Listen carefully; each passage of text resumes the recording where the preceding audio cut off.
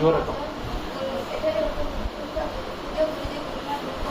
ଏଠାରେ ଉପସ୍ଥିତ ଥିବା ମୋର ସାନ ବଡ଼ ଭାଇ ଓ ଭଉଣୀମାନେ ଓ ମୋ ସହପାଠୀମାନେ, ଆଜି ଏହି ତର୍କ ପ୍ରତିଯୋଗିତାରେ ମୋତେ କିଛି କହିବାର ସୁଯୋଗ ମିଳିଥିବାରୁ ମୁଁ ମୋ ନିଜକୁ ଧନ୍ୟ ମନେ କରୁଛି। କ୍ରୀଡ଼ା ପ୍ରଦୂଷଣ ମନୁଷ୍ୟ ଜୀବନରେ ନଷ୍ଟ ହୋଇଥିବା ପ୍ରକୃତି। କ୍ରୀଡ଼ା ଦ୍ୱାରା ଶରୀରର ପୁଷ୍ଟି ସାଧନ ହେବା ସଙ୍ଗେ ସଙ୍ଗେ ମନ ପ୍ରଫୁଲ୍ଲ ରହେ ଓ କାର୍ଯ୍ୟ କରିବାରେ ଆଗ୍ରହ ପ୍ରକାଶ ପାଇଥାଏ। ସାଧାରଣତଃ ଛାତ୍ରଛାତ୍ରୀମାନେ ପୁସ୍ତକଗତ ବିଦ୍ୟା ଅପେକ୍ଷା କ୍ରୀଡ଼ାକୁ ପସନ୍ଦ କରନ୍ତି।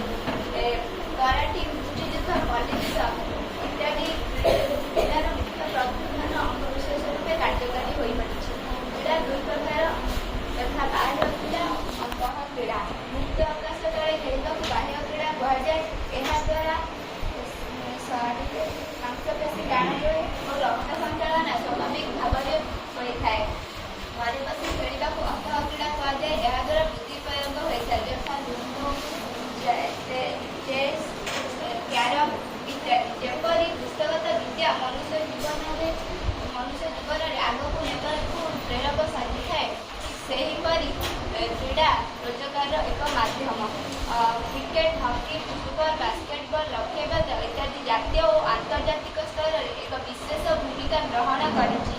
ଅଲିମ୍ପିକ୍ ଭଳି ବିଶ୍ୱସ୍ତରୀୟ କ୍ରୀଡ଼ା ପ୍ରତିଯୋଗିତା ଯୋଗୁଁ ବିଭିନ୍ନ ଖେଳାଳୀମାନେ ସୁନାମ ଅର୍ଜନ କରିପାରୁଛନ୍ତି। ଯେପରି ଆଜିର ଶିଶୁ କାଲିର ନାଗରିକ, ଠିକ୍ ସେହିପରି ଆମେ କହିପାରିବା ଯେ ଆଜିର ଛାତ୍ରଛାତ୍ରୀମାନେ କାଲି ଭବିଷ୍ୟତରେ ଖେଳାଳି।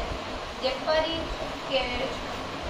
କେବଳ ଯେ ପୁସ୍ତକଗତ ବିଦ୍ୟା ମନୁଷ୍ୟ ଜୀବନରେ ସୁନାମ ଆଣିଦିଏ ତାହା ନୁହଁ, ପୁସ୍ତକଗତ ବିଦ୍ୟା ସହ କ୍ରୀଡ଼ା ମଧ୍ୟ ପ୍ରତ୍ୟେକ ଛାତ୍ରଛାତ୍ରୀଙ୍କ ଜୀବନରେ ତ୍ୱରାନ୍ୱିତ କରି ଆଗକୁ ନେବାରେ ପ୍ରେରକ ସାଜିଥାଏ।